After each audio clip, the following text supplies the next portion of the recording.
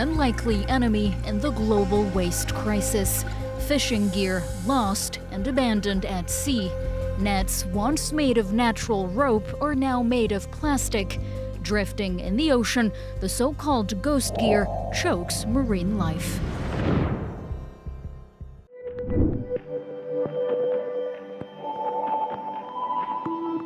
Nous partons aujourd'hui pour une mission de récupération de filets perdus en mer Méditerranée, au large des îles de Porquerolles.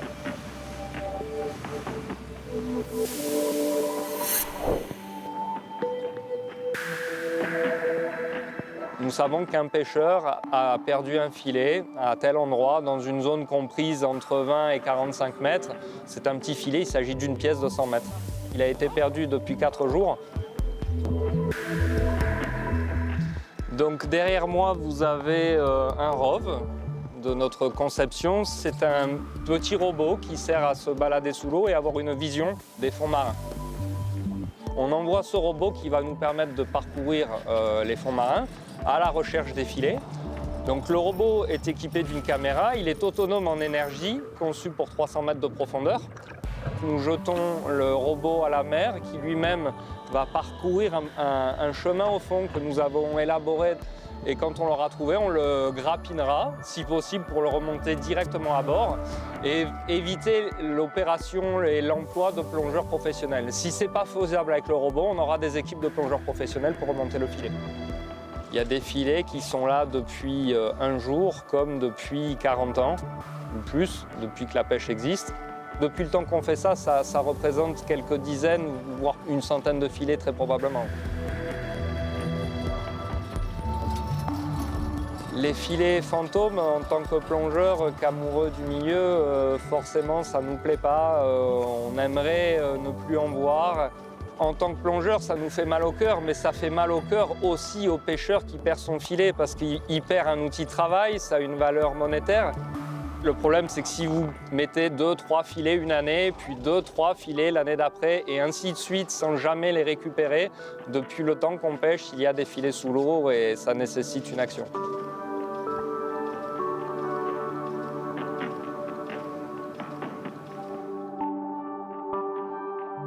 The amount of lost fishing gear littering the ocean is actually quite staggering. Close to 80,000 square kilometers of nets get washed away or sink to the bottom of the sea every single year, enough to cover Scotland. Not to mention fishing lines, hooks, pots, and traps floating off the surface. Overall, the so-called ghost gear makes up for 10% of marine waste. It's almost always unintentional. Fishers often lose nets due to bad weather or gear getting entangled and accidentally cut off by other vessels. They can travel for miles drifting along with the current. That makes them extremely hard to track down, let alone recover once they're found.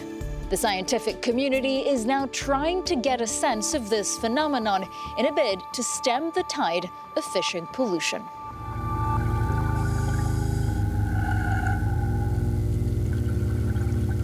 Lorsque les filets sont perdus par les pêcheurs, c'est jamais volontaire. Et le pêcheur n'arrive pas à récupérer son filet. À ce moment-là, il va continuer à pêcher, c'est ce qu'on appelle la pêche fantôme.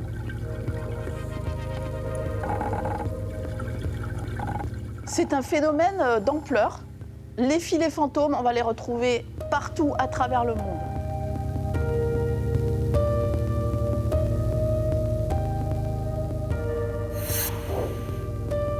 Tous ces animaux qui vont être capturés de manière inutile et sans profiter à personne. Donc ça va avoir un impact sur la biodiversité. Les poissons qui sont capturés dans les filets ne meurent pas tout de suite, mais au bout d'un certain temps, 24-48 heures, ils vont mourir.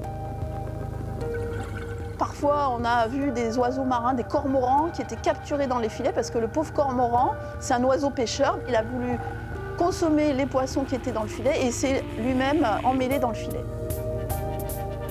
Au bout d'un moment, ce filet va se coloniser avec différents organismes. Il va tomber sur le fond et recouvrir les écosystèmes. La roche, l'herbier, le sable. Et donc ça va perturber le fonctionnement écologique des fonds marins.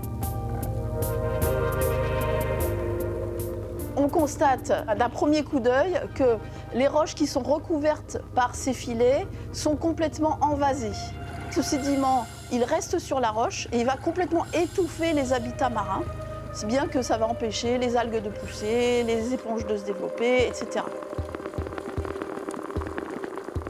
On ne peut pas espérer qu'un filet se dégrade tout seul dans l'eau, ça c'est pas possible parce que la matière c'est principalement du plastique. Donc c'est exactement comme les déchets plastiques, on en prend pour des dizaines d'années, voire des siècles. Donc ça va être une source aussi de microplastiques. Dans notre projet de recherche, nous avons aussi des sites pilotes sur lesquels nous étudions l'état écologique des habitats avant le retrait d'un filet et après le retrait du filet.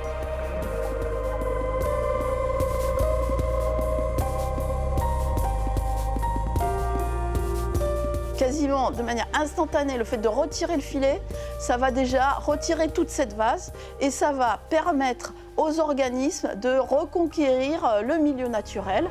Et si bien qu'un an après, on voit tout de suite ces algues qui se sont développées, beaucoup plus de couleurs. On a constaté aussi une augmentation des poissons sur ces roches. D'ailleurs, on a été assez surpris de la vitesse de cette recolonisation et ça montre tout à fait l'efficacité du retrait des filets pour améliorer l'état de l'environnement.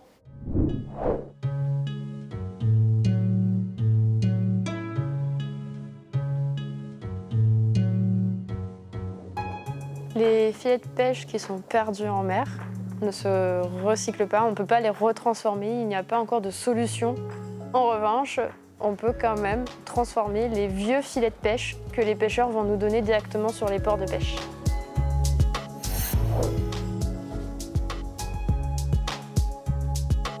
Sur Port-de-Bouc, tous les 3 mois, je récupère 800 litres de filets de pêche, à peu près 80 kg, 100 kg de filets. Ce ne sont pas du tout des filets fantômes, déjà à l'odeur on fait la différence. Il faut s'imaginer quelque chose de très sale, plein de matière organique, plein de vases, plein de déchets. Et puis si je prends un filet qu'un pêcheur m'a donné, ça il vient directement de sa caisse. Donc c'est un vieux filet, c'est juste qu'il va être vachement plus cassant, mais il est propre. Les filets sont de plus en plus fins et donc de plus en plus cassants. Et là on arrive sur des durées de vie de 3 à 6 mois. Et même pour certains, ils vont juste faire un usage et ensuite ça va être jeté. C'est pour ça qu'on récupère, nous, les vieux filets de pêche pour pouvoir les recycler.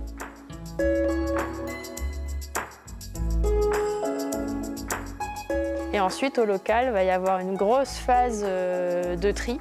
Ces filets-là, il faut retirer les plastiques, il faut retirer les déchets organiques, donc la posidonie, les algues, les éponges, les petits morceaux de rocher qu'on va retrouver dedans. Et ensuite, on va mettre en petits boudins. Les filets sont envoyés en Bretagne, à Brest, chez notre partenaire recycleur, donc Filets Fab pour être valorisés. Eux, là-bas, après, ils ont des machines qui permettent de transformer le filet en petites billes, en petits granulés. Et la démarche, c'est de faire du 100% recyclé, 100% local. C'est d'essayer de réduire, de fabriquer en fait un nouveau plastique pour pouvoir faire des nouveaux produits. Et il faut s'imaginer qu'un filet de pêche, il peut devenir une monture de lunettes ou un aileron de surf. La valorisation des filets fantômes, évidemment, elle m'intéresse. Aujourd'hui, la technologie n'est pas encore au point, mais par contre, la porte n'est pas du tout fermée à l'évolution de la recherche et de la technologie. En fait, ça viendrait répondre aux besoins des associations et des scientifiques qui se demandent toujours « mais qu'est-ce qu'on fait après avoir remonté le filet ?»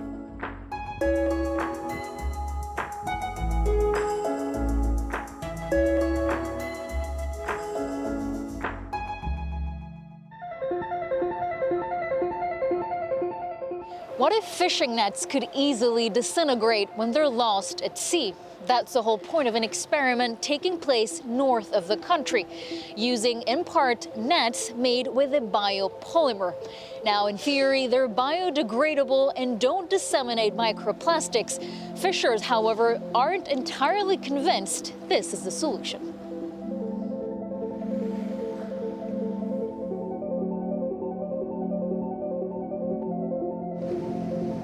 Je suis marin-pêcheur depuis 18 ans.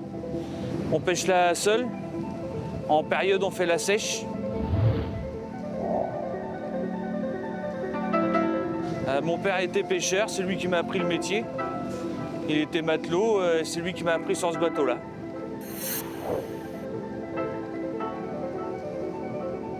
On perd 3-4 fois des filets tous les ans, environ.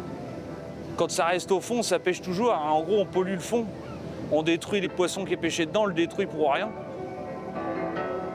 On teste les filets biodégradables depuis 5 mois maintenant. Moi, je trouve que c'est bien. On va éviter les filets fantômes pour que ça évite de polluer et surtout d'arrêter de pêcher au fond pour rien. C'est moi qui ai fait les premiers tests du mois d'août jusqu'au mois de décembre. À l'usage, c'est quasiment pareil. On voit que les mailles sont un petit peu plus fragiles si on tire dessus. C'est le même type de maillage, sauf que la maille, elle est un petit peu plus épaisse. Donc là, pour l'instant, ça fait un petit peu trop rigide. Et je pense que si elle serait plus souple, ça pêcherait mieux. Je serais d'accord pour les utiliser si on les perfectionne. Et surtout, on aimerait savoir aussi le prix que ça va coûter. Déjà, les filets, ils augmentent tous les ans. Et ça dure 3 mois environ. Et ça coûte dans les 1 500 € les 700 mètres. Quoi. Comme le carburant, c'est ce qui nous coûte le plus cher. On sera prêt à mettre le même prix, mais pas plus, parce que si ça nous baisse le chiffre, ça ne pourra pas aller. Je pense que ça peut être l'avenir, mais il faut que ce soit performant comme les nôtres. Si on a des biodégradables, je pense qu'on aura la conscience un peu plus tranquille. Quoi. Moins qu'on polluera, mieux que ça sera pour nous, pour notre avenir.